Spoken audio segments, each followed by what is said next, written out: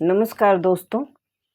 विदुर नीति का पाठ चल रहा है और विदुर नीति में हमने 100 श्लोक पढ़े हैं अभी तक। और इसके बाद भी 1-2 बार वीडियो बनाया था, लेकिन वो वीडियो सही से बन नहीं पाया था, अपलोड नहीं हो रहा था। तो फिर से मैंने 100 के बाद से आज पढ़ने का सोचा है और प्रयास कर रही हूँ। अगर वीडियो बन जाएगा तो आज ही अपलोड हो जाएगा। तो विदुर नीति के बारे में तो हम लोग जानते हैं कि बहुत ही उपयोगी श्लोक इसमें हैं। इन श्लोकों को पढ़ा जाए या इसके अर्थ को भी सुना जाए, जाना जाए, तो जीवन में बहुत ही काम आने वाले श्लोक हैं ये। और इनमें जो बातें दी गई हैं वो बहुत ही काम आने वाली हैं जीवन में। हर तरह के लोग, चाहे वह गृहस्थ हों, राजनीतिज्ञ हों, योगी हों, शिक्षक हों या छात्र हों या गृहस्थन हो, सबके जीवन में ये काम आने वाली हैं। तो चलिए मैं 100 नंबर के श्लोक से शुरू करती हूँ।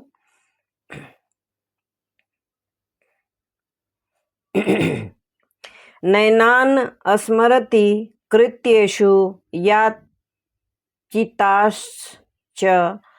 भ्यसूयति एतान् दोषान् नरः प्राज्ञो बुध्येत बुद्ध्वा विसर्जयेत।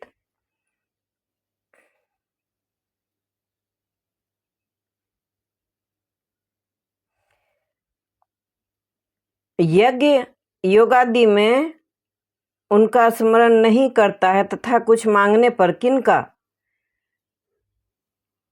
ब्राह्मण का स्मरण नहीं करता तथा कुछ मांगने पर उनके दोष निकालने लगता है। इन सब दोषों को बुद्धिमान मनुष्य समझे और समझकर त्याग दे। ब्राह्मणों का तिरस्कार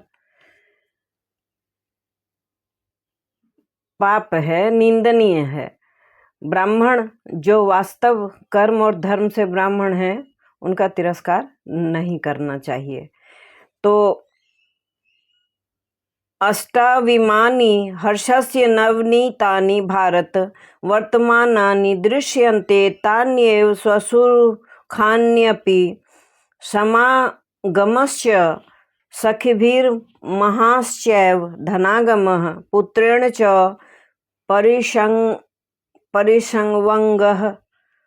परिष्वङ्गः सन्निपातश्च मैथुने समये च प्रियालापः स्वस्यूस्थेषु समुन्नतिः अभिप्रेतस्य लाभश्च पूजा च जन संसदि। भारत, मित्रों से समागम, अधिक धन की प्राप्ति, पुत्र का आलिंगन, मैथुन में प्रवृत्ति, समय पर प्रिय वचन बोलने वाला, अपने वर्ग के लोगों में उन्नति, अभिष्ट वस्तु की प्राप्ति और जन समाज में सम्मान, ये 8 हर्ष के सार दिखाई देते हैं।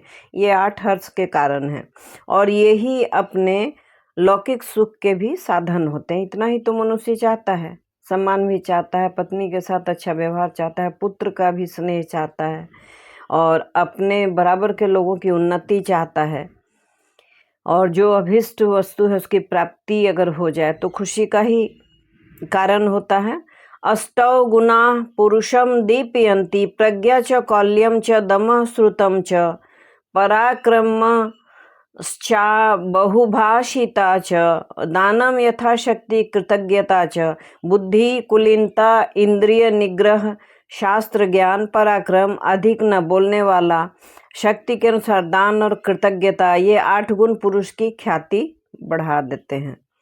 नवद्वारम इदम वैश्यम त्रिस्थुनम पंचसाक्षिकम क्षेत्र ज्ञान अधिष्ठितम विद्वान यो वेद स परः कवि। जो विद्वान पुरुष आँख कान आदि 9 दरवाजे वाले, 3 खंभों वाले, वे खंभे कौन है? वात पित्त और कफ रूपी, 5 ज्ञानेंद्रिय रूप साक्षी वाले, आत्मा के 5 ज्ञानेंद्रियां कौन है? आँख, कान, जिह्वा,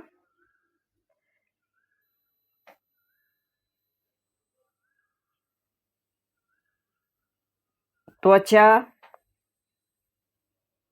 नाक। तो आँख, कान, नाक, जिह्वा तथा त्वचा, ये 5 ज्ञानेंद्रिय हैं। कैसे? किसी चीज को हम कैसे पहचान लेते हैं? बिना देखे हुए, सुनकर। किसी चीज का गंध कैसे पहचानते हैं? नाक से। किसी चीज का स्वाद का पता कैसे चलता है? जीभ से। और किसी चीज की सुंदरता को कैसे जानते हैं? देख के। और किसी चीज के स्पर्श का आनंद कैसे मिलता है? त्वचा से। तो इन 5 को मानते हैं ज्ञानेंद्रिय। और ये साक्षी वाले आत्मा के निवास स्थान इस शरीर रूपी गृह को जानता है। इतने तरह के ज्ञान के केंद्र हैं हमारे, और इनके बीच में जो शरीर रूपी घर है उसमें आत्मा रहती है। इस गृह को जो जान जाता है वह बहुत बड़ा ज्ञानी है।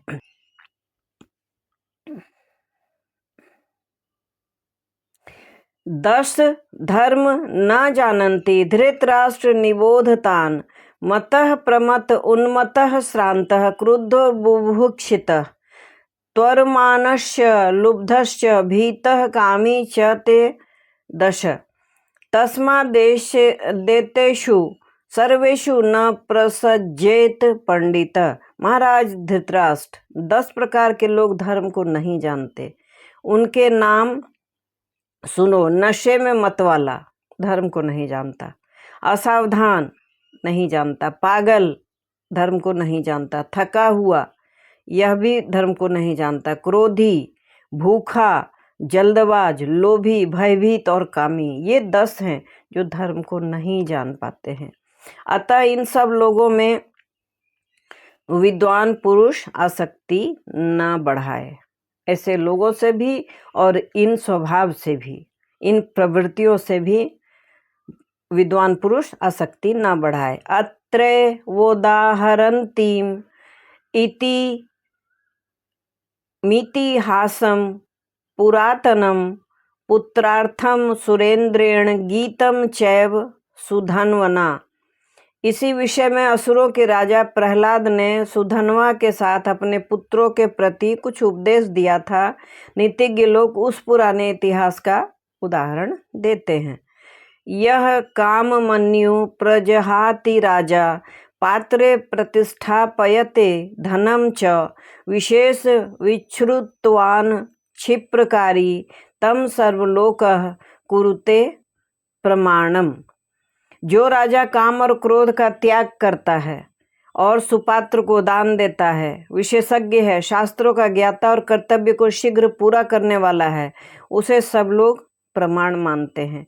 जानाति विश्वासयितुं मनुष्यान् विज्ञान दोषेषु दधाति दंडम जानाति मात्रां च तथा क्षमां च तम तादृशं श्री ऋजुषते समग्रा। जो मनुष्य विश्वास उत्पन्न करना जानता है, जिनका अपराध प्रमाणित हो गया है, उन्हीं को दंड देता है। जो दंड देने की न्यूनाधिक मात्रा तथा क्षमा का उपयोग जानता है, उस राजा की सेवा में संपूर्ण संपत्ति स्वयं चली आती है। तो इस वीडियो में इतना ही। अगर लाभ मिले और धर्म की प्राप्ति हो, अच्छा लगे, मेरा बताना। कुछ अपने साधारण से ज्ञान के अनुसार मैंने पढ़ा है और इसके अर्थ बताए हैं। अच्छा लगे तो लाइक कर दें, वीडियो को ज़्यादा से ज़्यादा शेयर करें। कुछ लोग जो होते हैं वह बच्चों को भी काम आते हैं। 6 से 10 तक क्लास में कुछ लोग आ ही जाते हैं, तो बच्चों में भी शेयर करें। घर में स्टूडेंट हो तो उन्हें भी बताएं, और अगर स्टूडेंट देख रहे हैं तो अपने मित्रों में ज़रूर शेयर करें इसका। Thanks for watching.